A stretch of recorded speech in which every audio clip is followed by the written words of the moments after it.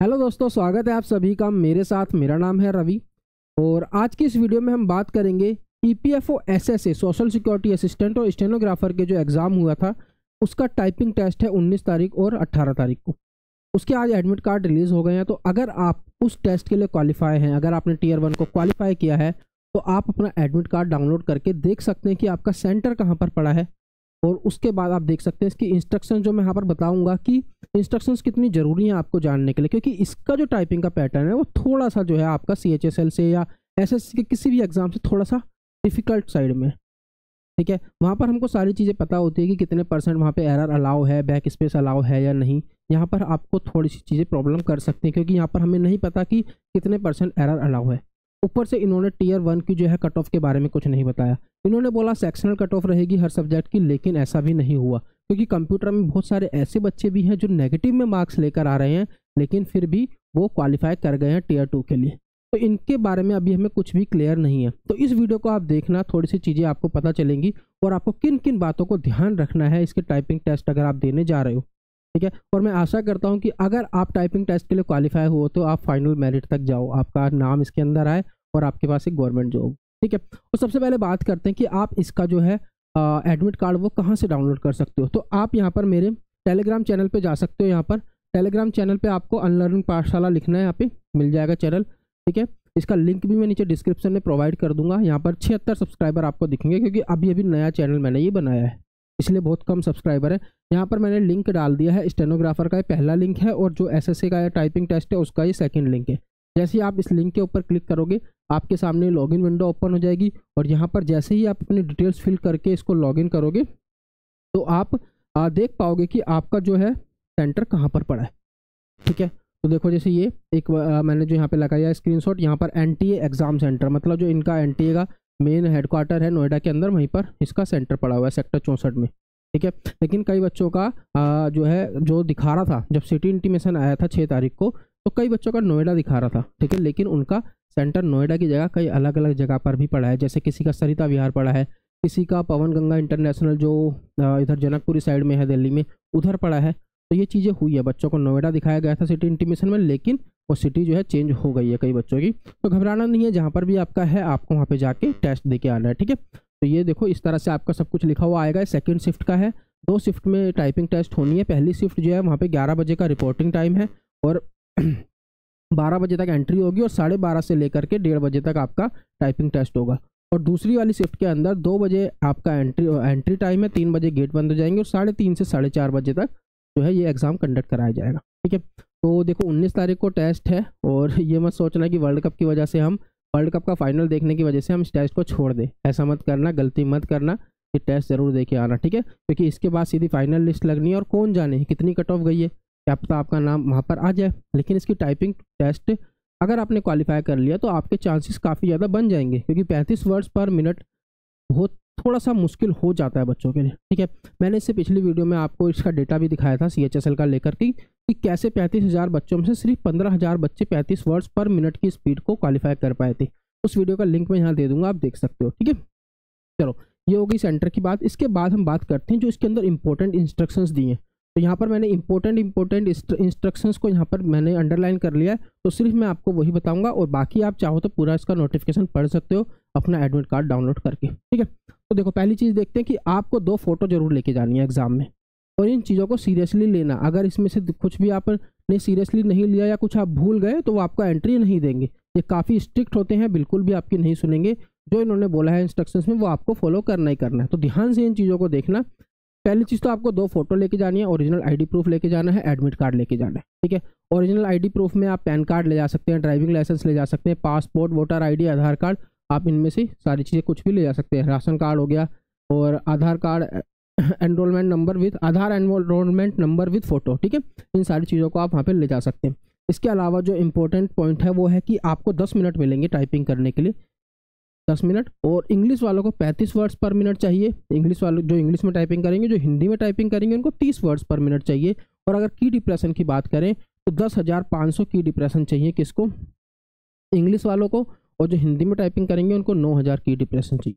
ठीक है, तो इस पेज पर यही मेरे को इंपॉर्टेंट लगा, बाकी आप पूरी इंस्ट्रक्शंस पढ़ सकते हैं एक बार इसको देख करके। चलो इसके बाद आता है ये 17 पॉइंट। देखो इसके अंदर क्या लिखा है कि religion custom require you to wear. अगर आप किसी रिलीजन या किसी कस्टम की वजह से कुछ स्पेसिफिक चीज़ें पहनते हैं, जैसे धागा हो गया, कोई मतलब अंगूठी वगैरह हो गई, इस तरह की चीज़ें अगर आप रिलीजन की वजह से पहनते हो तो आप वहाँ पर सेंटर पर जल्दी से जल्दी जाए और अपना अच्छे से वहाँ पर चेकिंग का प्रोसेस करवाएं। ठीक है, तो देखो ये लिखा हुआ है, वहाँ पर आप जल्दी से जल्दी जाएँ और जो मैंडेटरी जितनी भी उनकी चेकिंग है मैंडेटरी वो सब करवाएं। ठीक है, तो इस चीज़ का पॉइंट का ध्यान रखना, क्योंकि इन चीज़ों को वो सीरियसली लेते हैं। टियर 1 में मैंने 1-2 बच्चों को देखा था, मतलब बच्चों ने मेरे को बताया था कि उनका अलाउ नहीं किया उनको, मतलब उनको कुछ अंगूठी वगैरह थी वो उतारने के लिए बोली गई वहाँ पे, लेकिन उस बच्चे ने नहीं उतारी, तो फिर उसको पेपर देने के लिए अलाउ नहीं किया गया। ठीक है, तो ऐसा होता है इसके अंदर, तो ये चीज़ ध्यान रखना। ये सबसे इंपॉर्टेंट पॉइंट है 19 वाला पॉइंट। ठीक है, आपको क्या क्या अलाउ है एग्जाम में ले जाने के लिए। आप अपनी वाटर बॉटल लेके जा सकते हैं, water bottle, transparent water bottle. एक आप बॉल पॉइंट या पेन या फिर पेंसिल ले जा सकते हैं, ट्रांसपेरेंट होने चाहिए। ठीक है, इसके अलावा आपको एडमिट कार्ड लेके जाना है, उसके साथ 2 डिक्लेरेशन फॉर्म, मतलब 2 एक्स्ट्रा पेज होंगे एडमिट कार्ड के साथ, आपको वो फिल करके वो लेके जाने। इसके अलावा आपको 2 पासपोर्ट साइज फ़ोटो लेकर जानी है। ठीक है, और वो कहाँ कहाँ पे चिपकाई जाएंगी, एक एडमिट कार्ड पे चिपकाई जाएगी, एक अटेंडेंस सीट पे चिपकाई जाएगी 2 फोटो, और आपको एक ओरिजिनल आईडी प्रूफ लेके जाना है। ठीक है, तो ये सारे पॉइंट्स ध्यान रखना, आपको क्या क्या लेकर जाना है वहाँ पर, बहुत ज़रूरी है। और आपको सेंटर पे पहुँचने से पहले जो है सेल्फ डिक्लेरेशन फॉर्म को फिल कर लेना है। ठीक है, सारे इंपॉर्टेंट पॉइंट है जो आपको ध्यान रखने हैं। आईडी प्रूफ में आप क्या क्या लेके जा सकते हो, यहाँ पे वो सारी चीज़ें लिखी हुई है। PAN card, driving licence, voter ID, passport, Aadhaar card, Aadhaar card, ration card, अभी हमने पीछे देखा है ये वाला पॉइंट। ठीक है, और आपको क्या क्या चीज़ें अलाउ नहीं है, मोबाइल फ़ोन हो गया, इलेक्ट्रॉनिक डिवाइस हो गई, कोई भी वॉचेज़ हो गई, की हो गई, ये इंपॉर्टेंट है, ध्यान रखना। ठीक है, बच्चों को लगता है कई बार कि जो नॉर्मल वॉचेज़ है ये अलाउ कर देंगे, तो आप रिस्क मत लो, ये सब मत लेके जाना कि ये भी अलाउ नहीं है। वहाँ पर अगर सबमिट करने का ऑप्शन है तो आप सबमिट वहाँ पे कर सकते हैं। ठीक है, चलो, और देखो शूज़ वगैरह जो है आपके ज़्यादा थिक सोल्स के नहीं होने चाहिए। Dresses with large button, shirt वगैरह जो जिसमें बड़े बड़े बटन होते हैं वो सब अलाउ नहीं करेंगे, तो आप कोशिश करना कि शर्ट ना पहन के जाओ, टी शर्ट वगैरह पहन के जाओ तो ज़्यादा बेटर रहेगा। अदरवाइज़ वो दिक्कत करते हैं और फिर वो जो बटन्स के ऊपर है वो टेप लगाते हैं, तो उन चीज़ों से बचना है। तो थोड़ा आप कोशिश करना कि आप जो है टी शर्ट्स वगैरह पहन कर जाओ। चलो, और इसमें इंपॉर्टेंट क्या है देख लेते हैं आगे। इसके अलावा बोला गया है कि पैसेज का जो है अपर पोर्शन में आपको पैसेज दिखाया जाएगा, उसके नीचे पोर्शन में आपको टाइप करना है। ठीक है, उसके नीचे वाले पोर्शन में आपको हाफ पोर्शन में टाइप करना है उसको, और पैसेज को पूरा देखने के लिए एक बार में पूरा पैसेज वहाँ पे आपको दिखेगा नहीं, आपको माउस से उसको स्क्रॉल करते रहना है। ठीक है, इसके अलावा candidates will have the option to correct. हाँ, आप किसी भी टाइम पर जो अगर आपको लगा कि बीच में कोई आपसे मिस्टेक हो गई है तो आप वहाँ पर क्लिक करके वहाँ पर उस वर्ड को किसी भी टाइम पे ठीक कर सकते हो, इसमें कोई प्रॉब्लम नहीं है। इंपॉर्टेंट अच्छा पॉइंट है। ठीक है, ध्यान रखना है इसको कि आप किसी भी टाइम पे, ये नहीं कि आप आगे आ गए तो पीछे जाके ठीक नहीं कर सकते, आप पीछे जाके ठीक कर सकते हो अगर आपको कोई गलती दिख रही है। ठीक है, बैक स्पेस का जो है बहुत सारे बच्चों का डाउट था कि सर बैक स्पेस अलाउ होगा या नहीं, तो यहाँ पे क्लियरली मेंशन है कि आपको बैक स्पेस जो है अलाउ है। लेकिन अगर आप बैक में जा करके बैक स्पेस अलाउ करते हैं फिर वर्ड को दोबारा ठीक करते हैं तो आपका टाइम जो है वो चलता रहेगा, वो नहीं रुकेगा, तो बैक स्पेस अलाउ है, ध्यान रखना। ठीक है, ये पॉइंट ध्यान रखना। 38 पॉइंट में क्या बोल रहा है कि आपका टेस्ट स्टार्ट होने से पहले एक प्रैक्टिस विंडो आएगी आपके पास। प्रैक्टिस विंडो के अंदर आपको क्या करना है, प्रैक्टिस करनी है कि आपकी सारी कीज ठीक है या नहीं। ठीक है, क्योंकि बच्चे क्या करते हैं इसके अंदर, प्रैक्टिस के अंदर भी जल्दी जल्दी टाइप करके देखते हैं कि हम कर लेंगे या नहीं करेंगे। बच्चों ये गलती मत करना, आप उस 10 मिनट के अंदर, मतलब जो भी 5 मिनट मिले, 3 मिनट मिले प्रैक्टिस के लिए, उसके अंदर अपनी हर एक की को चेक करना, बस हर एक की को चेक करना, अपने माउस को चेक करना, अपने कीबोर्ड को, स्क्रीन को चेक करना कि कुछ गड़बड़ ना हो। वहाँ पे सारी टाइपिंग मत करने लग जाना, क्योंकि वहाँ पर उस टाइपिंग का कोई मतलब नहीं है, वो सिर्फ आपको चेकिंग के लिए। अगर कुछ दिक्कत आती है तो आप एग्जामिनर को बोल के उसको ठीक करा लेना। ठीक है, लेकिन वहाँ पर टाइप जल्दी जल्दी कोशिश मत करना कि जल्दी से मैं जो लिखा उसको टाइप करके देख लेता हूँ, कोई फ़ायदा नहीं है। आप अपने असली पैसेज में दिक्कत कर जाओगे अगर कोई एक की भी आपको ऐसी नहीं मिल पाई उस टाइम पे और जो बाद में दिक्कत कर जाए। ठीक है, तो सारी की को एक एक करके प्रेस करके चेक कर लेना, ठीक से दब रही है नहीं दब रही, माउस को चेक कर लेना, कीबोर्ड और स्क्रीन को चेक कर लेना। ठीक है, तो ये काफ़ी इंपॉर्टेंट पॉइंट है। इसके अलावा यहाँ पर दिया हुआ है इन्होंने कि अगर आपका कोई वर्ड छूट जाता है, आपको 2 वर्ड्स के बीच में स्पेस देनी है, ध्यान रखना। इसके अलावा अगर आपका कोई वर्ड छूट जाता है या आपकी स्पेलिंग मिस्टेक हो जाती है तो वो फुल मिस्टेक में काउंट होगा। ठीक है, इसके अलावा अगर पैराग्राफ में कोई एरर हो जाता है, आपसे कुछ गलती हो जाती है, पंक्चुएशन मिस्टेक हो जाती है, तो वो भी फुल मिस्टेक में काउंट होगा। ठीक है, टाइपिंग ऑफ लेटर टाइप करने में कुछ गलती हो गई, वर्ड्स गलत टाइप कर दिए, करेक्टर सिंबल्स कुछ भी आपने गलत टाइप करा, तो यहाँ पर सब कुछ क्या कवर होगा, फुल मिस्टेक में कवर होगा। यहाँ पर हाफ मिस्टेक का कोई चक्कर नहीं है। जैसा कि इस SSC के अंदर होता है, वहाँ पे वो हाफ मिस्टेक में काउंट कर लेती है कुछ चीज़ों को, लेकिन यहाँ पर ऐसा नहीं है। अब 44वां पॉइंट और 45वां पॉइंट देखो कि आपकी स्पीड कैसे काउंट की जाएगी। ठीक है, मान लो आपने 10,500 की डिप्रेशन टाइप की है। ठीक है, तो पहले आपका पता करा जाएगा कि कितने वर्ड्स आपने टाइप किए, तो कितने वर्ड्स टाइप करने के लिए वो उसको 5 से डिवाइड करेंगे। 5 से डिवाइड करेंगे तो ये हो गया 2 1 2100। ठीक है, तो 10 मतलब अगर 10,500 की जगह मतलब इसमें कितने मांगते हैं, 17,500 मांगते हैं, 17,500 लेते हैं। ठीक है, 17,500 को अगर हम देखें 5 से डिवाइड करें तो ये हो गया आपके पास 3 बचा 2 तो 3500। इतने आपने वर्ड्स टाइप किए।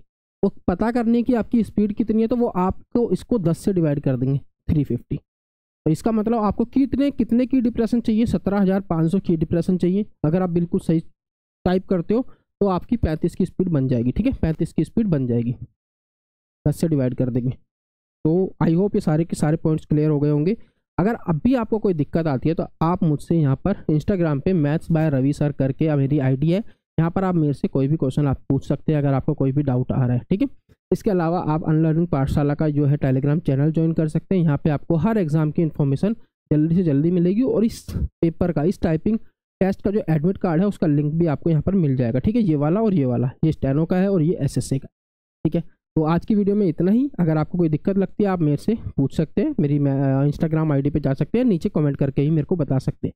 ठीक है, तो और इसके अंदर देखो एक चीज़ और, एरर की बात करते हैं। एरर के बारे में यहाँ पर हमको कुछ नहीं पता है, एरर परसेंटेज हमें नहीं पता है, बताया उन्होंने कि कितने % एरर अलाउ है। तो आप अपनी तरफ से कोशिश करना कि जितना आप उसको एक्यूरेट कर पाओ उतना बेटर है, जितने कम से कम एरर कर पाओ, क्योंकि इसने EPFO ने कुछ भी नहीं बताया है, ना कट ऑफ बताई है, ना कितने बच्चे क्वालिफाई हुए हैं ये बताया है, उन्होंने कुछ नहीं बताया है। बस ये है कि जो बच्चे शॉर्टलिस्ट में उनको टाइपिंग टेस्ट देने का मौका मिल रहा है, तो आप अपनी तरफ से जितनी एक्यूरेसी ला सकते हो उतनी एक्यूरेसी के साथ वहाँ पे टाइप करना। बाकी जिनका भी एग्ज़ाम है मेरी तरफ से सबको ऑल द बेस्ट, और मैं आशा करता हूँ कि आप सबका EPFO एग्ज़ाम जो है ये एग्ज़ाम निकल जाए और आपके पास एक गवर्नमेंट जॉब आ जाए। ठीक है, धन्यवाद दोस्तों, जय हिंद।